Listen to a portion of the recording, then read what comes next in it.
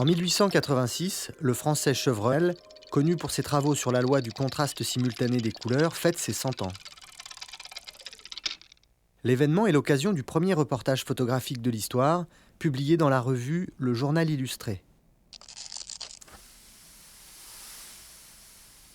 Les photographies sont prises par Nadar fils, tandis que Nadar père mène l'entretien dont les extraits serviront de légende aux images.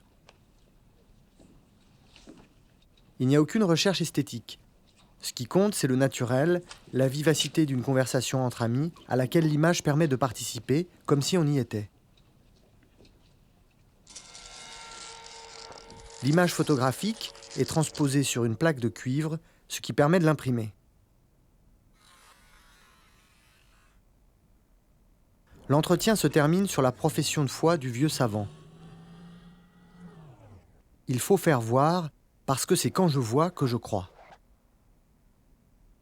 Ainsi, dès le premier reportage, l'essentiel est dit. Pour la presse, l'image photographique sera avant tout une preuve de la réalité, de la véracité du texte écrit. La mise en page est encore rudimentaire. Les photographies sont alignées comme des colonnes de texte. Mais les progrès des techniques d'imprimerie permettent rapidement des compositions beaucoup plus fantaisistes. En 1903, dans la revue La vie au grand air, des photographies de lutteurs d'une compétition ont été découpées et arrangées pour former un grand point d'interrogation autour duquel s'organise un texte qui pose la question « Qui va gagner ?» Une façon ludique d'associer images, mise en page et texte qui semble préfigurer les calligrammes de Guillaume Apollinaire.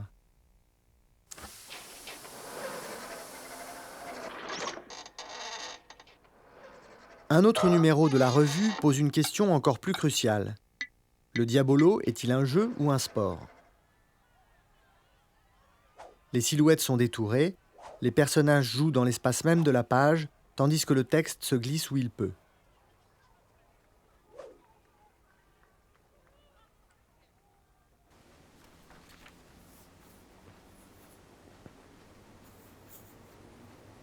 Très à la mode dans les années 30 du XXe siècle, ces photomontages faits à la main et au ciseau par des maquettistes de presse occupent les doubles pages des grandes revues illustrées qui tirent alors à des dizaines de milliers d'exemplaires.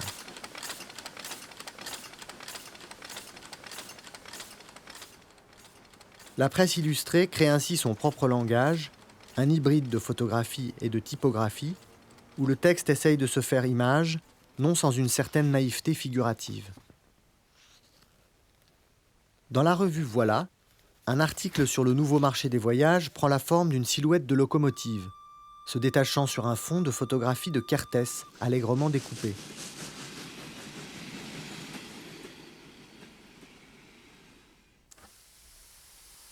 Plus radicale, cette image du magazine Vue, qui scrute à la loupe Miss France 1930, s'inspire clairement des photomontages dadaïstes et surréalistes. Pour la réaliser, Kertész a d'abord pris plusieurs clichés de Miss France, sur lesquels il a ensuite prélevé les morceaux de choix de sa femme idéale. L'oreille, car elle doit savoir écouter, dit la légende. L'œil qui nous regarde.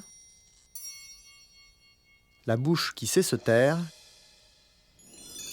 Et la bouche que l'homme sait faire sourire.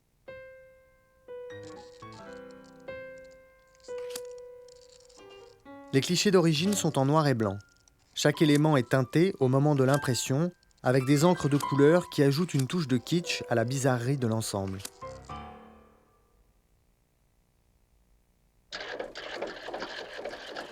Dans la revue Regard, les photos de David Seymour transformées en engrenages font oublier la césure de la double page pour en faire une composition à part entière. Il y a dans ces montages une véritable volonté d'échapper à la monotonie des formats rectangulaires de la photographie et aux contraintes de l'imprimé.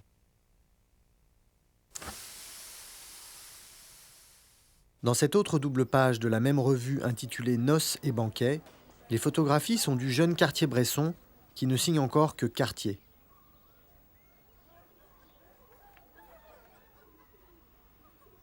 Privées de toute autonomie, elles sont au service de la dynamique de l'ensemble, unifiées par la diagonale qui ombre le texte.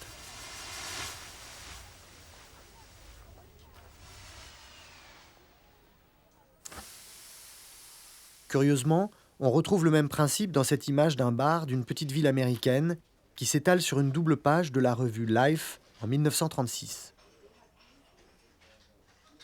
Une photographie de Margaret Bourke-White, ou plutôt deux photographies de Margaret Bourke-White, car il s'agit de deux images différentes, du même lieu et de même cadre, prises à quelques instants d'écart. L'échelle d'une des deux photos est réduite au tirage et les deux images sont assemblées pour donner l'impression de n'en faire qu'une. L'œil, abusé par la perspective, met un moment à découvrir la supercherie.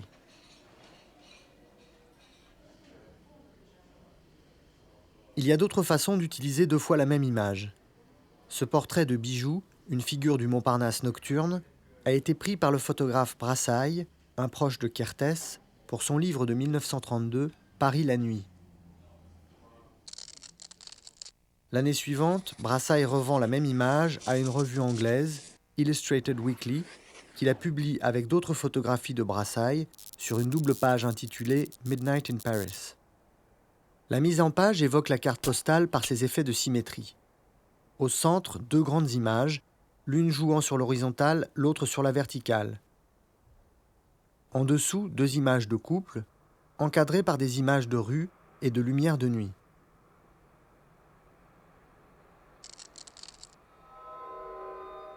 Malgré la teinte bleue, rajoutée à l'impression, le travail initial du photographe est à peu près respecté, à condition de ne pas y regarder de trop près.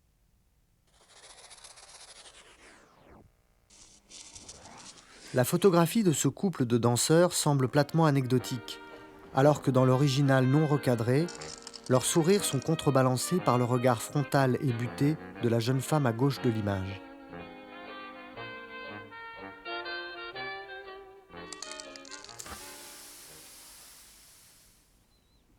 Le Pont Neuf dans le brouillard, 1934.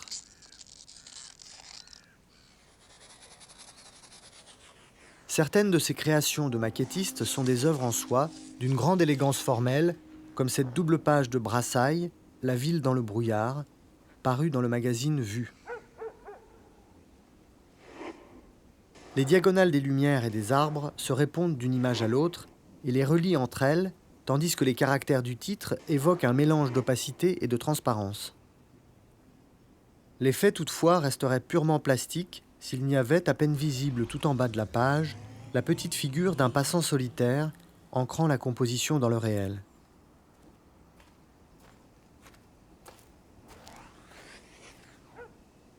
Alors que le travail des photographes français dans les années 30 est marqué par cette sorte de réalisme poétique et atmosphérique, celui des photographes américains s'oriente à la même époque vers le réalisme tout court.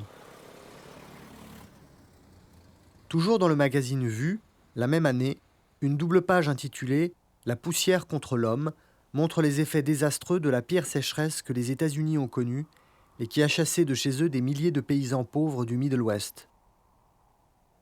Les photos sont publiées sans nom d'auteur. Tout en bas, la plus petite montre une mère et ses enfants dans un camp de réfugiés.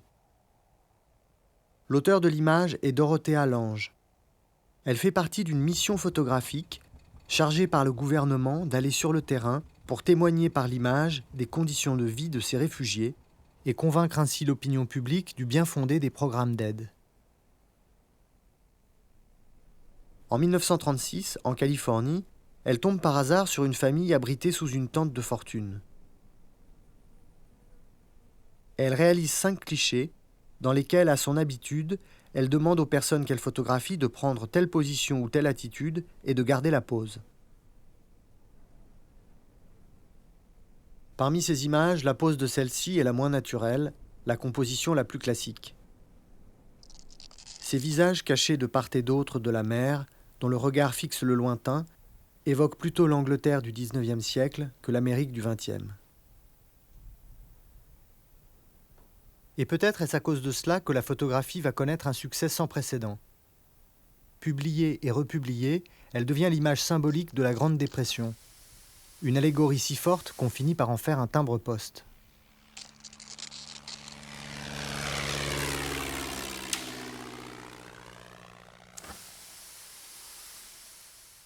Il n'y a par contre aucune volonté allégorique dans ces photographies faites en 1936 en Alabama par Walker Evans. Parfaitement composées mais sans aucun après, elles parviennent à saisir par leur dépouillement même les conditions de vie des petits paysans dans toute leur misère et toute leur dignité. Kitchen Corner, le coin cuisine.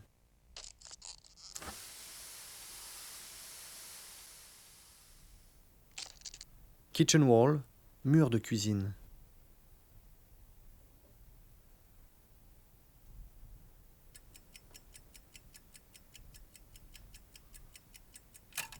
Fireplace, cheminée. Evans applique la même démarche frontale aux paysans pauvres qu'il photographie et qui nous dévisagent aussi simplement que nous les dévisageons. Ces images devaient être publiées dans la revue Fortune avec un texte de l'écrivain James Hadji. La revue s'étant désistée, Evans et Hadji en ont tiré un livre devenu mythique, Louons maintenant les grands hommes.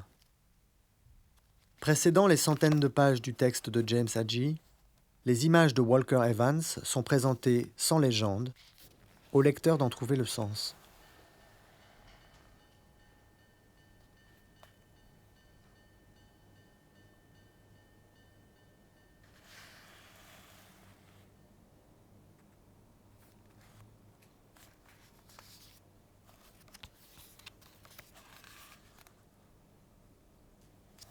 À l'opposé de ces images présentées brutes, pleines pages et sans commentaires, l'Américain Lewis Hine propose dans son livre Men at Work, Les hommes au travail, des arrangements élaborés, associant de façon un peu désuète le texte et l'image. Les photographies sont présentées en triptyque et parfois inversées pour accentuer les effets de symétrie.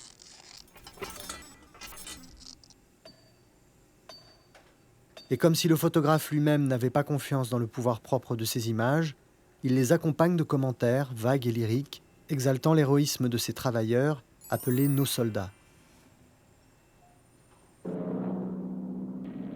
En Europe, en 1936, c'est la vraie guerre. Les troupes du général Franco, aidées par l'Allemagne nazie et son aviation, attaquent la République espagnole. Plusieurs photographes s'engagent du côté républicain. C'est le cas de David Seymour, auteur de cette photographie qui figure sur la couverture de Madrid, un livre militant qu'il réalise avec Robert Capa. On peut lire toute l'angoisse des civils bombardés dans ces visages tournés vers le ciel, alors qu'en réalité, ces gens se pressent au pied d'une tribune lors d'un meeting sur la réforme agraire, et que c'est un pur effet de montage qui change le sens de leur regard. C'est le sort de ces images. Une fois imprimées, elles deviennent des slogans, des symboles, dont la réalité passe au second plan.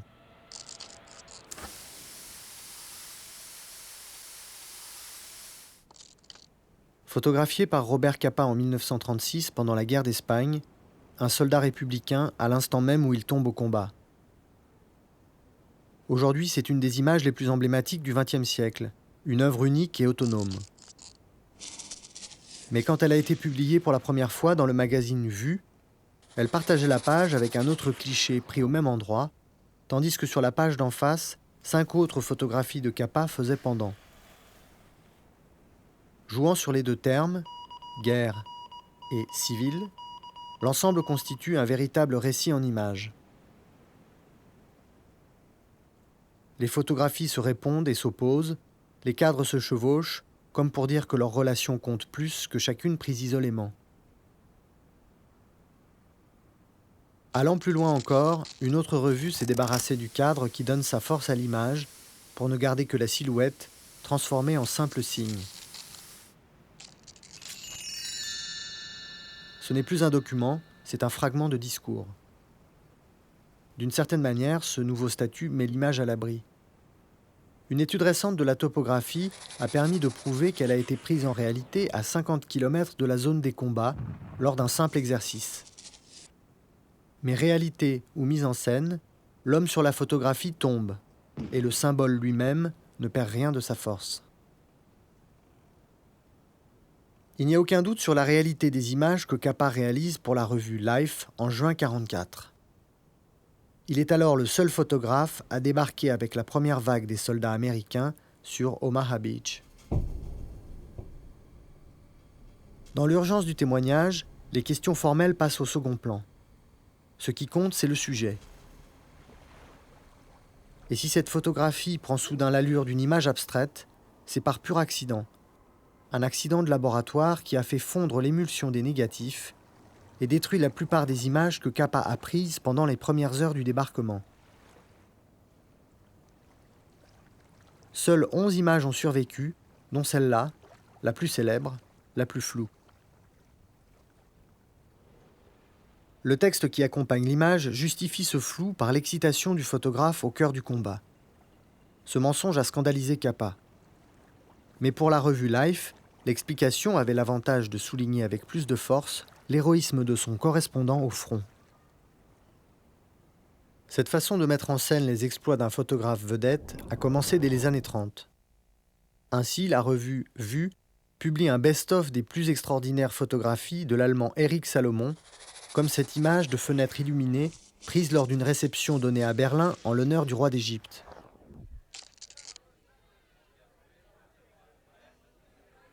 La photographie montre la débrouillardise du photographe, à qui on a interdit l'accès des lieux et qui a réussi malgré tout à s'introduire dans une salle de bain voisine pour faire son image.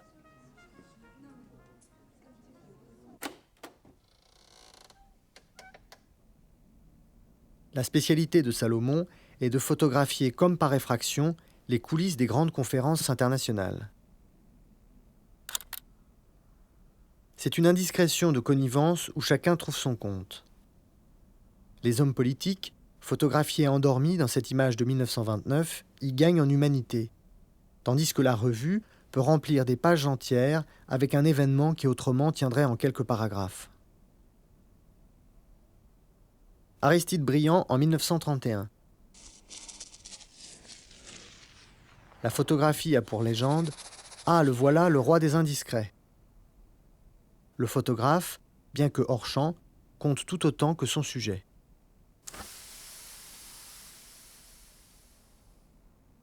Dans un style plus rugueux, l'Américain Wiggy se met lui aussi en scène. Son rôle, c'est celui du chroniqueur de la nuit new-yorkaise qui parcourt inlassablement la ville au volant d'une voiture dont le coffre lui sert de salle de rédaction.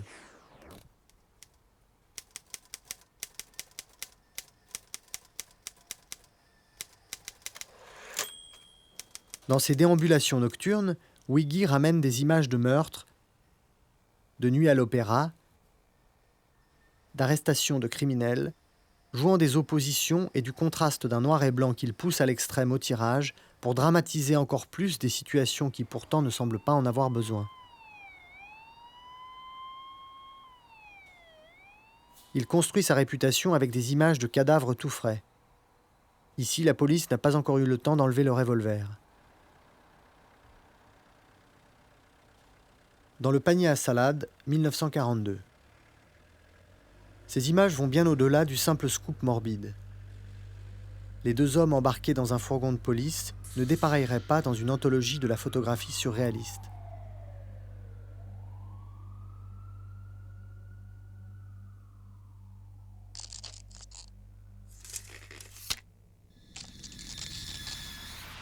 Au regard cynique et brutal du reporter de la grande ville, la revue Life oppose le regard sympathique du photographe Eugene Smith.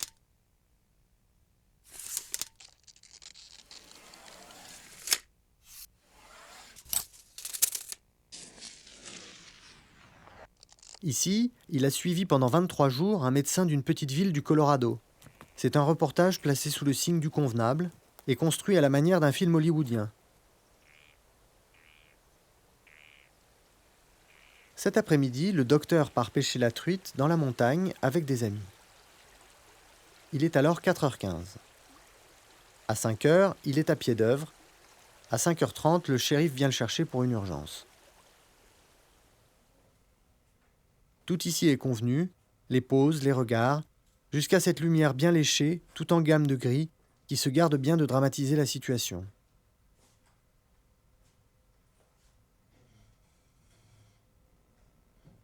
En 1954, Eugene Smith se révolte contre le conformisme de ces images sans saveur, aussi lisses qu'édifiantes.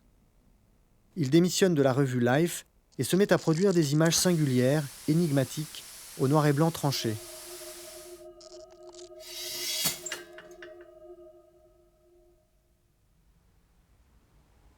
C'est un portrait visionnaire de sa ville de Pittsburgh et de ses mystères, une symphonie photographique, dit Smith, pour laquelle il prend 17 000 clichés.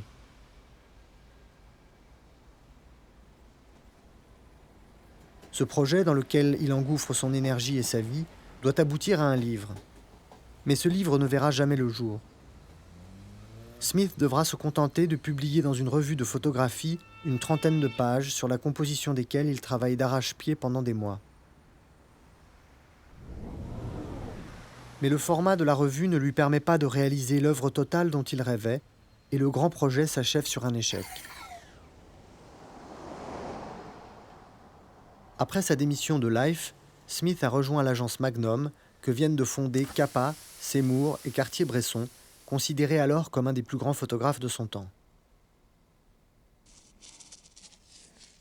Son reportage sur l'URSS de 1954 fait sensation. Les revues présentent ces images comme le premier regard d'un occidental sur l'Union soviétique, un an à peine après la mort de Staline. Cette photographie connaît un succès tout particulier. Elle fait la couverture du magazine allemand Stern, qui proclame finement « Voici ce qu'aucun homme occidental n'a jamais vu ».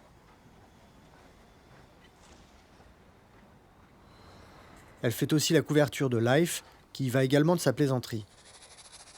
Revue de détails militaires à un arrêt de trolleybus.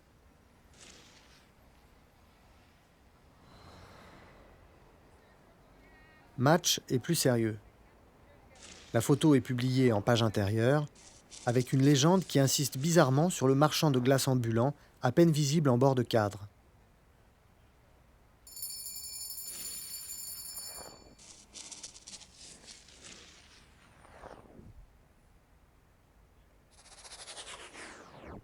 En fondant avec Capa et d'autres l'agence Magnum, Cartier-Bresson voulait ainsi protéger l'intégrité de ses images et des légendes face à la presse.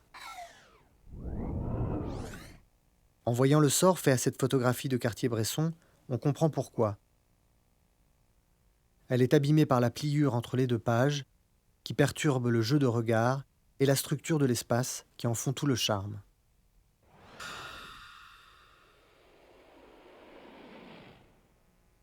Ce n'est que dans les livres supervisés par le photographe à la fin des années 60 que ces images sont publiées bordées du fameux cadre noir, gage que ces photos n'ont pas été recadrées à la publication. Les cadres noirs de l'américain Richard Avedon remplissent la même fonction. Ce sont les bords réels de ces négatifs au format 8-10 que le photographe utilise pour ses séries de portraits des années 70. Ici, des acteurs de la vie politique américaine, photographiés comme toujours chez Avedon sur un fond totalement neutre, de sorte que le cadre noir devient lui-même décor.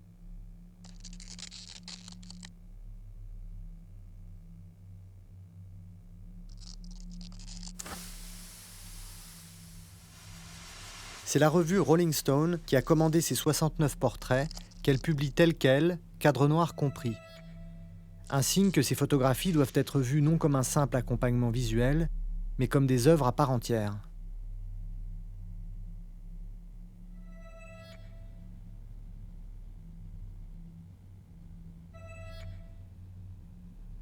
Mais alors même que sa dimension artistique se voit ainsi reconnue, la grande tradition de la photographie de presse dans la lignée de Capa, Lange ou Evans touche à sa fin. Ce n'est pas par manque d'événements dramatiques ni de grands photographes, comme le montrent ces images de Joseph Koudelka sur l'invasion de la Tchécoslovaquie par les troupes du pacte de Varsovie, publiées en 1969, un an après l'événement, par le Sunday Times Magazine et la revue Look. Mais ces grandes revues, qui tout au long du XXe siècle ont popularisé le regard photographique, sont en perte de vitesse.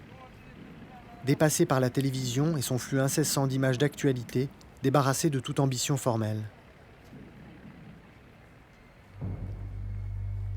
Face à cela, la photographie devra affirmer à nouveau ce qui fait sa véritable force, sa capacité à créer des images uniques qui font mémoire.